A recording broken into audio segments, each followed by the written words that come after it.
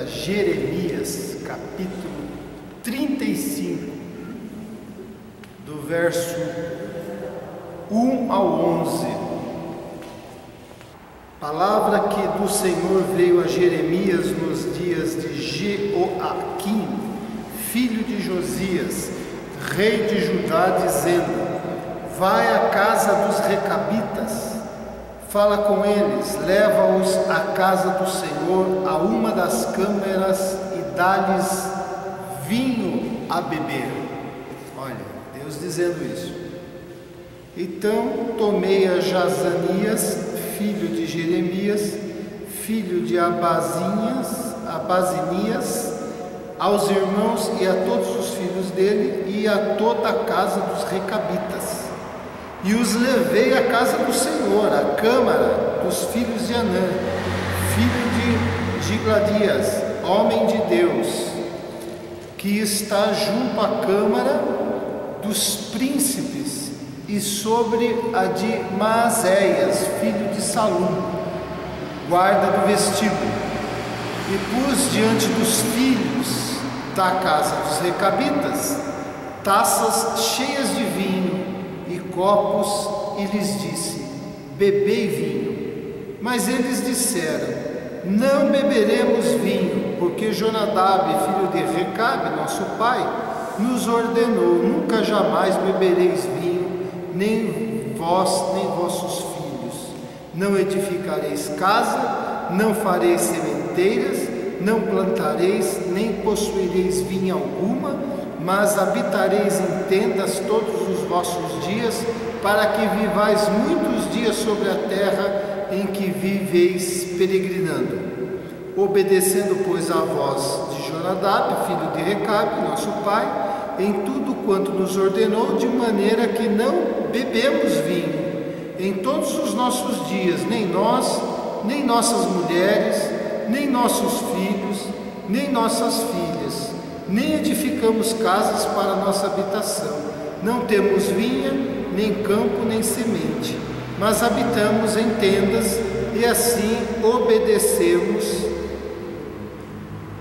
e tudo fizemos segundo nos ordenou Jonadab, nosso pai. Até aqui. Interessante, né? Prestou atenção na passagem, no que está acontecendo aqui? Deu para perceber lendo? Sim ou não? Sim, né?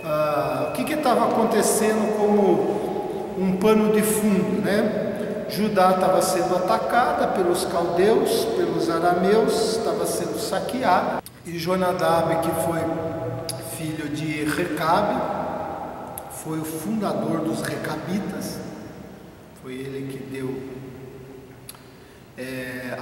essa geração, né, desse povo que era um povo peregrino, que já existia 200 anos como comunidade, que seguiam as regras que haviam recebidos na peregrinação do deserto junto com Israel. Então foi um povo que caminhou junto com Israel e levavam a sério esse ensino, e mantiveram até aqui. Mas o interessante é que é o profeta de Deus que, segundo a palavra de Deus, faz a proposta para os recabitas, fala para Jeremias preparar um lugar cheio de vinho, com copos, e pede para eles tomarem.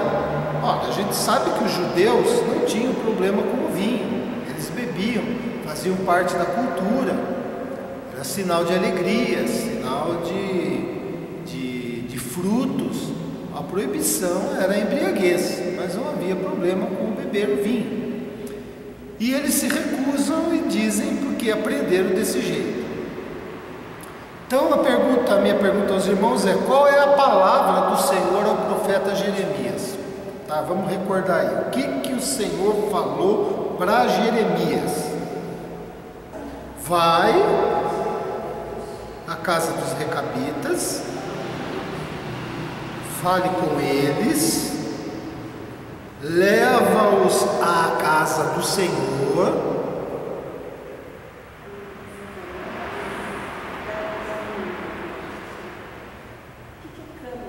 e uma das câmaras, uma das salas, né? E dá-lhes vinho a beber. Então quem falou isso? Para quem? O profeta. No verso 5, o que o Jeremias fez? Ele fez o que o Senhor mandou. E será que Deus estava errado?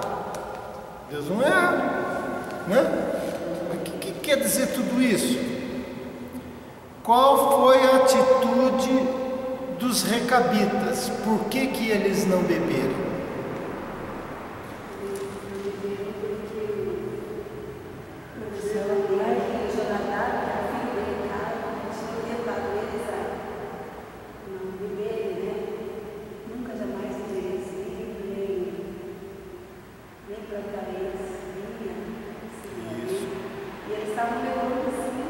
A sério? Essa ordem de não beber vinho, não plantar vinho, né? Não cultivar, não beber, nem seus filhos, nem as suas mulheres, nem eles, era uma ordem divina? Não. Era uma ordem humana da família, certo? E a atitude dos recabitas qual foi? Diante dessa ordem que eles receberam do seu patriarca, vamos dizer assim. Eles obedeceram.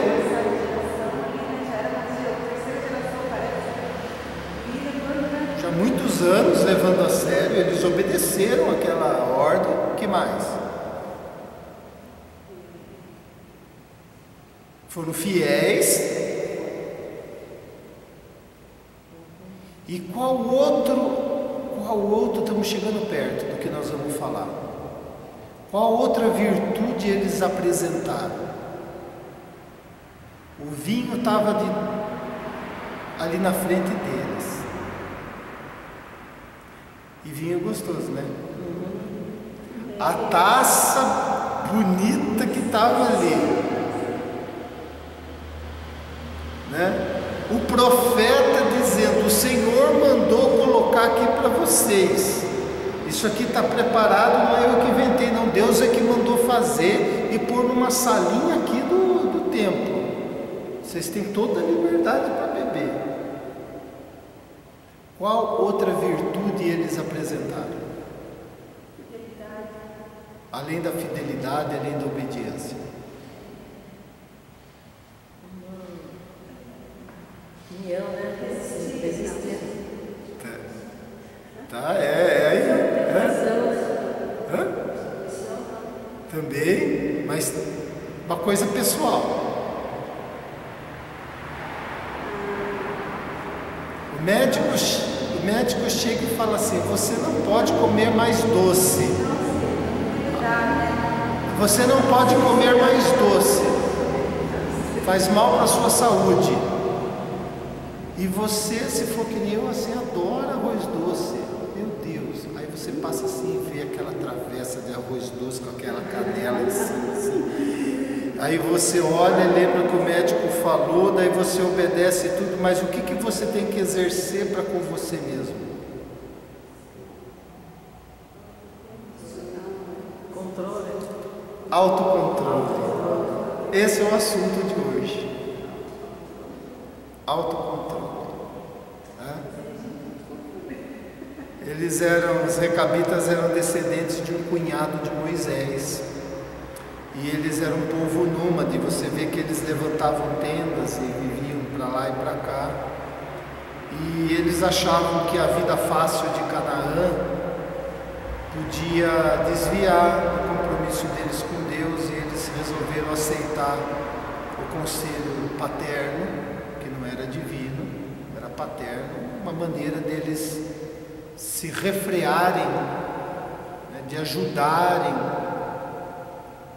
de se autocontrolarem, porque não era só uma questão da bebida. Eles sabiam que depois da bebida vinha alegria, depois da alegria vinha, e podia vir muitas outras coisas, né? Então eles tentaram fazer isso. O que o profeta estava fazendo simbolicamente com isso. Vejam, nação de Israel, um povo é capaz de obedecer uma ordenança humana, ser fiel, ser obediente, se autocontrolar, e vocês que receberam a ordem do Deus vivo não conseguem. Entendeu por que o profeta estava pegando essa figura? Está entendendo? Então ele pega o exemplo dos recabitas, que mesmo com a ordem do Senhor, eles dizem assim: não, nós aprendemos, não vamos, obedecem, e o povo de Israel que recebeu a própria lei do Senhor, da boca do Senhor, não obedecia. Então foi uma comparação, uma figura para envergonhar. É a mesma coisa assim, tirando a questão da graça. Você sabe que o muçulmano ora pelo menos 3 vezes, né? A hora que toca e se dedica à oração, e eles têm calos nos joelhos e eles têm calos na testa, porque eles oram, encostam a testa ali no chão, e aquilo vai criando um calo na testa, no joelho. Quer dizer, Deus não pediu isso, mas acaba sendo um exemplo que a gente olha para a gente e fala assim: puxa vida, a gente que serve Deus vivo não tem nenhum calinho. Só para fazer uma comparação com o que o Jeremias está fazendo. Agora a minha pergunta é: você já perdeu o controle? O autocontrole? Você lembra de uma vez que você perdeu? Eu diria assim: você rodou a baiana, aí você né, fez um barraco danado. Lembra? Alguma vez aconteceu isso?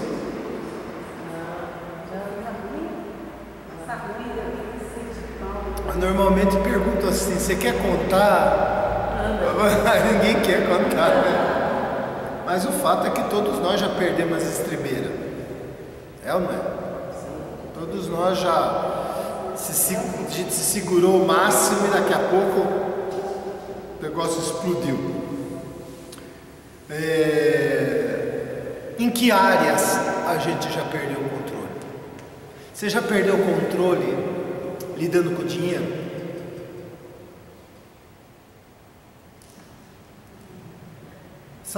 Você sabe que às vezes com raiva de alguma coisa você pega e fala: você também esquece uma coisa, eu vou lá e compra um negócio lá que... Já aconteceu isso? Né? Você fala: eu não... Vai e come. Vou comer esse negócio aqui.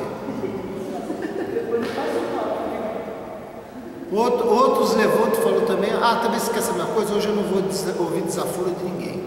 Falou, vai tomar. Não é assim? A gente faz esses negócios na cabeça, né?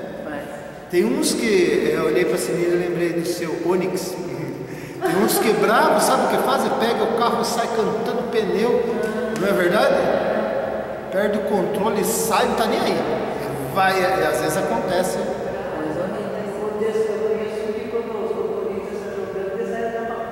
Penso. Aí se o Corinthians perde, vai mais longe. Vai mais longe. Então a gente está só falando isso para a gente ver como a falta de autocontrole está perto da gente. Na vida espiritual, a gente chuta o balde, não vai mais, começa a falar mal. É ou não é? A gente traz essa bagagem da queda, todos nós temos. Alguns têm uma intensidade maior, por isso produzem consequências maiores. outros talvez menor, mas todos nós sabemos o que é perder o autocontrole. Tem gente que perde o autocontrole que chega a se machucar, a se morder, a se cortar, né? Faz isso. Eu conhecia uma que passava gilete, mas não no pulso para se matar, passava assim, de raiva. Você lida com criança às vezes que ou ela se morde ou ela morde outra criança, né? O professor vê muito isso, não é verdade? Morde a mãe. Então, mas essa perda de autocontrole é uma coisa que está presente na gente. O que a Bíblia ensina sobre isso? Aí depois no finalzinho eu vou dar umas dicas assim, que não é receita de bolo. São dicas para a gente pensar, e isso não quer dizer que é fácil de fazer, mas se a gente pensar, às vezes a gente consegue nos ajudar, né? A Bíblia diz que a gente deve ter um autocontrole sobre o próprio espírito. Aí não é o Espírito Santo, não, é sobre o ser interior, sobre lá dentro do nosso coração. Diz assim: melhor é o longânimo, melhor é aquele que tem o ânimo longo, melhor é o paciente do que o herói da guerra, e o que domina o seu espírito do que o que toma uma cidade. Ele está dizendo, é mais fácil você numa guerra entrar e tomar um local do que você você pôr represas dentro de você. Mais fácil você se autodominar, é mais difícil, né? Vencer as próprias paixões, as próprias doenças, as próprias enfermidades emocionais, as próprias dizer não a si mesmo. Tem um programa aqui na TV a cabo, sempre passa, a Rebeca gosta de assistir, assisto de vez em quando com ela gosta de assistir. Você vai ver casos dos obesos, né? Obesidade mórbida. A pessoa não foi sempre assim. Aí ela começa numa perda de autocontrole, e ela vai se entregando, e ela vai vendo sem perceber. Daqui a pouco ela está com 300, 400 quilos, daqui a pouco ela não sai mais da cama, não é? Mas ela não foi sempre assim. Ela não tinha condições, precisava de ajuda para ter condições de dizer não para ela, emocionalmente, psicologicamente e até mesmo fisicamente. Quantos casos? Mas a palavra diz assim, que é preciso a gente dominar o espírito da gente. Não é à toa que Jesus disse que todas as coisas ruins procedem de dentro da gente, não é de fora, é de dentro que contamina. Então a gente precisa exercer autocontrole naquilo que a gente pensa, naquilo que a gente sente, porque às vezes você começa a pensar uma coisa e você começa a alimentar aquele pensamento, aquilo vai se transformando numa ira, vai se transformando numa bronca, daqui a pouco vai se transformando numa coisa, numa guerra, daqui a pouco vai se transformando numa inimizade, daqui a pouco acontece uma desgraça. Isso está aos montes, né? Então, sobre o espírito, diz que nós devemos ter autocontrole sobre a vida como um todo. Aí aparece quando Paulo está pregando para Félix, disse assim, e Paulo dissertando ele acerca da justiça de Deus, acerca do domínio próprio. Aqui o domínio próprio não é de ser estourado, porque falando aqui no caso para os romanos, o domínio próprio é porque a vida romana era uma vida de devassidão, era uma vida porca. As saunas, as cidades, os teatros, os divertimentos, Os jogos olímpicos, mesmo da cultura grega, você hoje assiste a Olimpíada, naquele tempo, os atletas participavam nus. Era assim, uma devassidão muito grande. Ele, dissertando sobre a justiça, domínio próprio, o juízo vindouro, ficou Félix com medo e disse: por agora podes retirar-te, vai embora, Paulo, e quando eu tiver vagar, quando a minha cabeça estiver melhor, eu mando te chamar. Ele não suportou ouvir a respeito da vida, como deve ser a vida com Deus, como que é. Não é aquela vida, não pode, porque a vida com Deus pode muita coisa. O que não pode é o que não pode mesmo. A vida, você viu que às vezes tratam a vida com Deus como não pode. A vida com Deus pode se alegrar, pode festejar, pode dançar, pode abraçar, pode ser amigo, pode ter tanta coisa boa. Agora, o que não pode é o que é ruim. Aí ele, quando ouviu aquilo e de certo comparava a vida dele, ele falou: para de falar, outra hora você fala comigo. Fala sobre o autocontrole, sobre os desejos da carne. Não reine, portanto, o pecado no vosso corpo mortal, de maneira que obedeçais às vossas paixões. O que é isso? Que você obedeça a tudo que você tem vontade de fazer.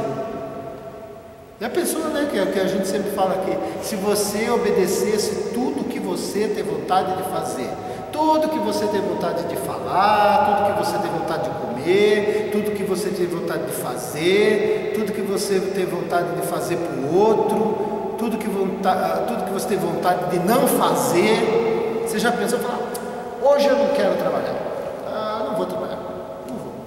Você quer saber uma coisa? Esse mês eu não vou trabalhar. Ou eu chego lá e falo assim: hoje eu estou com uma bronca de fulano, eu vou chegar lá, você vai falar: como é que eu vou dar um tapa na cabeça dela? Tudo que der vontade na sua cabeça. Você já pensou? Viver desse jeito, né? Então, autocontrole sobre os desejos da carne. Quantos desejos a nossa natureza carnal tem? Quantos desejos passam por aqui e que, com a graça de Deus, a presença do Espírito Santo, o Evangelho, a educação que a gente teve, os valores que recebeu, não permitem que a gente faça, mas não significa que eles não passem pela cabeça. Olha outro, autocontrole sobre a língua. Vixe, porque todos tropeçamos em muitas coisas. Se alguém não tropeça no falar, é perfeito varão, capaz de refrear também todo o corpo, né? Então aqui é um bom começo, né? Eu vejo aqui o Tiago diz assim: todos tropeçamos em muitas coisas. É verdade? Sim. Se alguém não tropeça no falar, é perfeito varão, capaz de refrear também o resto do corpo. Então ele diz assim: um bom começo para o autocontrole é autocontrolar a língua. É um bom começo para a gente começar a exercitar o autocontrole, o autodomínio. É por meio da fala, por meio da boca, porque a gente não presta atenção, né? A gente não presta atenção no que a gente faz. Engraçado que nessa reportagem dos obesos aí, né? E muitos falam assim: eu não sei por que eu cheguei a esse peso, eu não como tanto para ter esse tamanho, né? Daí eles filmam, o camarada sem saber, ele filma uma semana, aí uma coisinha que ele pega aqui, uma balinha, é um donuts, uma rosquinha, não sei o que, ele não conta, ele não lembra, ele fala: eu só almocei hoje, mas tudo aquelas coisinha picadinha que ele pegou, quando somou, dá mais do que o almoço. Ele não percebe. A gente não percebe o que fala, a ironia com que a gente fala, a maldade com que é acompanhada a nossa palavra, a energia ruim com que saem as coisas. Por isso que é tratado tão sério essa questão da língua. Por último, é uma virtude sublime, porque Pedro diz assim: Por isso mesmo, vós reunindo toda a vossa diligência, o vosso interesse, o vosso cuidado, associai com a fé a virtude, com a virtude o conhecimento, com o conhecimento o domínio próprio, com o domínio próprio a perseverança a piedade, a piedade a fraternidade o amor. É uma virtude sublime o autocontrole, porque o autocontrole ele acolhe outras virtudes e desenvolve outras virtudes. Imagine o quanto o autocontrole ajuda a desenvolver o amor. Imagine o quanto o autocontrole acolhe mais o amor. Então, o autocontrole, ele não só é um instrumento que acolhe virtudes, como ele faz desenvolver outras virtudes. Olha que bonito. E aí eu vi umas dicas e fiquei pensando assim na minha cabeça. Primeiro eu penso tudo que eu posso na minha cabeça, depois eu dou umas pesquisadas aí em alguns conselhos aí do psiquiatra, de alguma coisa, né? Não há como exercer autocontrole se você não procurar manter a calma. Não é verdade? Conta até 10. Conta até 20. Se você não procurar manter a calma, é difícil você exercer o autocontrole. Então, alguma coisa que a gente pode fazer, sei lá, você chega na sua casa agora, ou amanhã lá no seu trabalho, lembra? Dá uma respirada, conta até 10, 15, começa por aí.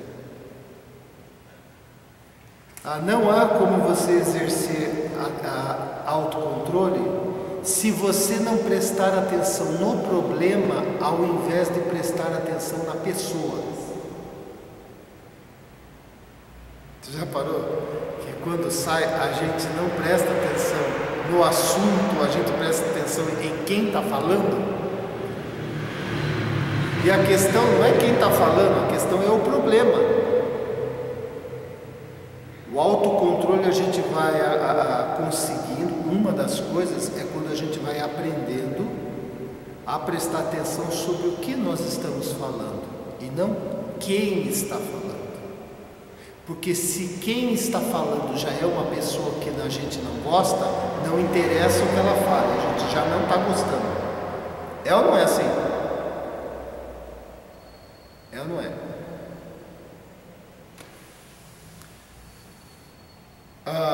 Não há como exercer autocontrole se você não manter um tom de voz baixo.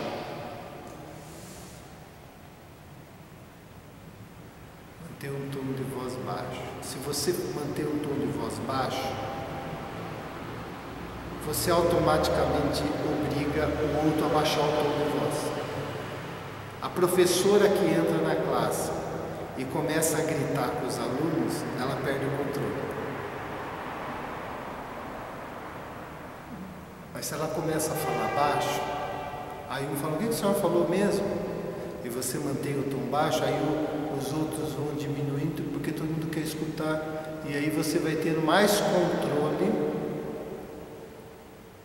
de que eles te ouçam do que se você aumentar a voz. Se você aumentar a voz, eles vão aumentar a voz. Interessante isso, né? Então manter o tom de baixo. Não antecipar pensamentos, ou seja, então eu estou lá numa situação de perder autocontrole, eu fico pensando, se ela tocar nesse assunto, ela vai ver. Ela nem falou, mas eu já antecipei o pensamento, falo, se ela falar alguma coisa sobre aquele dia, se ela falar alguma coisa sobre aquele negócio do estacionamento, ela vai ver só. Você antecipou um pensamento que a pessoa não disse, mas você já se preparou, que se ela tocar, vai perder o controle. Entende isso? A gente não fazer isso. Outra coisa, conheça os seus limites. Se você sabe que se chegar num ponto, vai ter barraco porque você não vai aguentar, saia do local. vai dar uma volta. Para a conversa por ali. Conheça o seu limite. A gente tem o limite da gente. A gente não é perfeito. Uns aguentam mais, outros aguentam menos. Às vezes tem situações que falam, olha, para. Eu vou dar uma volta, depois outra hora a gente fala sobre isso daí. Porque eu sei que se eu continuar falando sobre aquilo, não vai acabar bem. Né? Quer ver outra coisa? Controle as expectativas. Às vezes vai conversar, ou então está naquele argumento e você fica com expectativa que vai terminar tudo bem, que todo mundo vai concordar, que as coisas vão sair do jeito que você está pensando, e de repente você vê que às vezes a expectativa. Você quer ver uma coisa que dá? Aqui já todo mundo caminhou um pouquinho, né? Com alguns que devam estar namorando, né? E conta pra gente.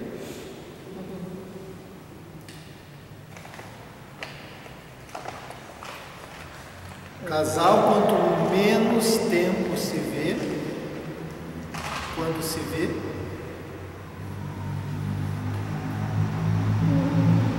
se abraça e se beija? Não? Briga.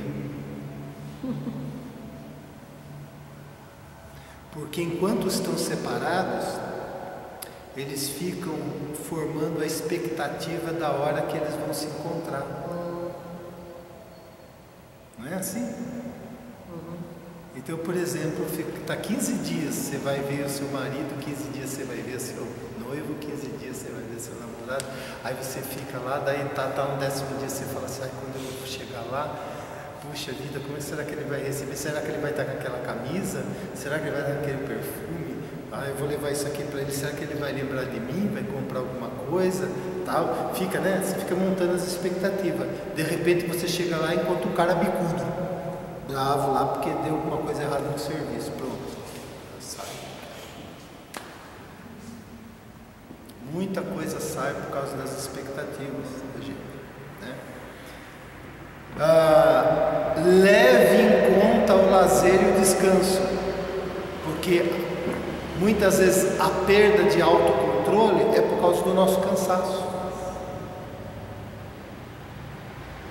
Está esgotado, está cansado, cabeça cansada, não sai, não passeia, não vê outro ambiente, está sempre ali, não vê outra coisa diferente, não conversa com gente diferente, não dorme, não fica um dia sem fazer nada. Sabe aquele que você fala assim, não vou fazer nada. Quanto tempo? Né? E vai indo, a gente tem limite. Né? E nunca abandone de cultivar a parte espiritual. Porque em todos esses momentos, o importante é estar em espírito de oração. Eu lembro da passagem de Neemias, que era copeiro do rei, quando ele decidiu falar para o rei que Jerusalém tinha sido queimada, que os portões tinham sido queimados, que estava tudo destruído e que ele tinha intenção de ir lá ajudar o povo dele. E diz que ele pegou as coisas e quando ele caminhava na direção do rei levando lá, ele orou. Ele foi orando, caminhando, de olho aberto, olhando para o rei, mas fazendo uma oração silenciosa. Aí o rei olhou e falou assim: o que aconteceu com você, Neemias? Por quê? O teu semblante está triste. E aí ele falou assim: é que o meu povo está sofrendo. E começou a conversa, né? Ele estava em espírito de oração. Então, em tudo isso, a gente não esquecer de cultivar a nossa vida espiritual, que é a base de tudo, né? Mas a gente falou um pouquinho sobre autocontrole. É importante, né? E está pertinho da gente. Está tão pertinho agora de chegar em casa, tão pertinho amanhã do trabalho, né? Está tão pertinho. Vamos orar? Pai querido, obrigado, Deus, pela Tua palavra, que nos ensina o caminho do domínio próprio, o caminho do autocontrolar-se. Não dizendo que a gente é um ser perfeito, mas mostrando que há caminhos em que a gente pode cooperar e vencer. Às vezes um ímpeto, uma emoção, uma força dentro da gente que quer fazer com que a gente venha explodir do lado de fora. Como Jesus manteve o autocontrole diante das calúnias, das cuspidas, diante das bofetadas, diante das mentiras, diante de pessoas que clamaram e glorificaram o nome dele no caminho e que gritavam: crucificam. Como ele manteve o autocontrole por amor a cada um de nós. Nos ensina, forma em nós esse autocontrole de Jesus em nosso coração e nos ajude que através dessa atitude, dessa virtude, deste fruto do teu Espírito, a gente possa, Senhor Deus, lançar sementes boas e viver melhor. Em nome de Jesus. Amém.